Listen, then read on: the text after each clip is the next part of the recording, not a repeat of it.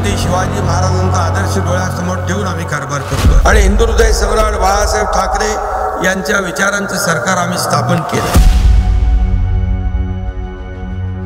जनतेचा विश्वास देखील आज आम्ही या ठिकाणी पाहतोय